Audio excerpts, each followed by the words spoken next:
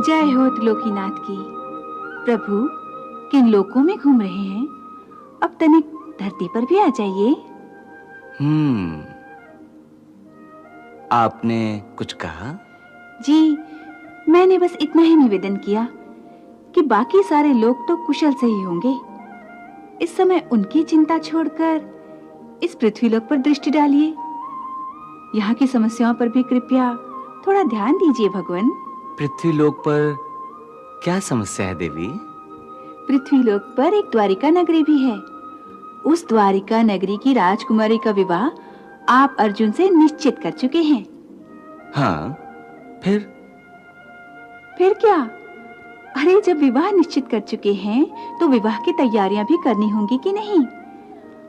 आखिर द्वारिका की राजकुमारी का विवाह जो है सारे नगर को सजाना होगा, ब्राह्मणों को बुलाकर विवाह का शुभ मुहूर्त निकलवाना होगा और फिर पांडव सम्राट युधिष्ठिर को न्योता भी तो भेजना होगा। हाँ कह रहे हैं, परंतु अभी एक भी काम शुरू नहीं हुआ।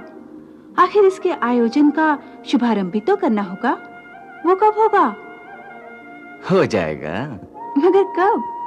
मैं तो कहती हूँ इसी समय सारे मंत्रियों को बुलाकर आज्ञा दीजिए कि विवाह की तैयारियां आरंभ कर दी जाएं।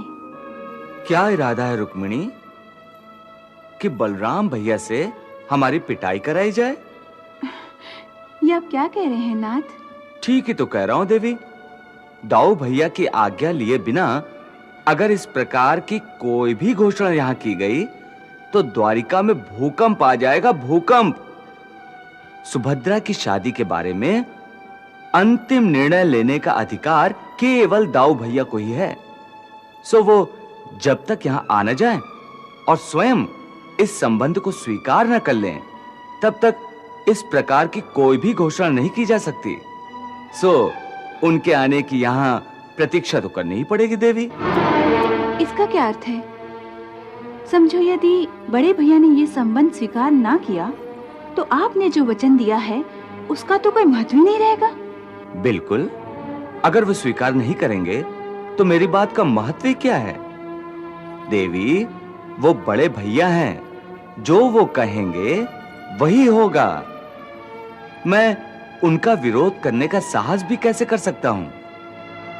यदि वो कहेंगे कि अर्जुन से लड़ो तो लड़ोगे? अवश्य लड़ूंगा, पूरी शक्ति के साथ लड़ूंगा।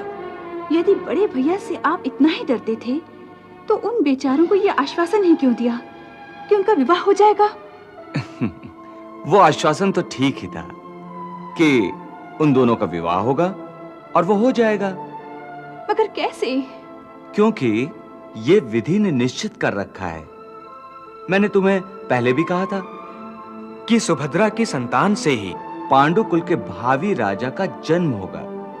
सो उनका विवाह तो अवश्य होगा। यही विधाता ने तय कर रखा है और यही विधि का विधान है। और जहां तक मेरे कर्तव्य पालन की बात है, मेरा कर्तव्य सीधा है कि अपने बड़े भाई की आज्ञा का पालन करूं। वही मेरा धर्म है। यदि वो कहेंगे तो मैं अर्जुन से भी लड़ूंगा, परंतु बड़े भैया के प्रति जो मेरा धर्म है, मैं उसे नहीं छोड़ सकता। बड़े भैया के कहने पर आप अर्जुन से लड़ाई भी कर लेंगे। उधर ये भी कहते हो कि सुभद्रा और अर्जुन का विवाह भी अवश्य होगा। आपकी बातें, आपकी लीला कोई समझने की चेष्टा करे तो पागल हो जाए। नमस्कार है प्रभु। आपको नमस्कार।